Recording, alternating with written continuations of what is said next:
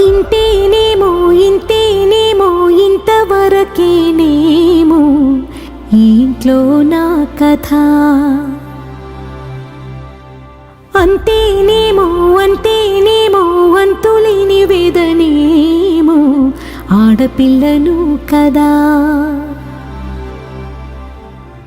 మళ్ళీ తిరిగి అడుగేసేది వచ్చిపోయే చుట్టూలానే.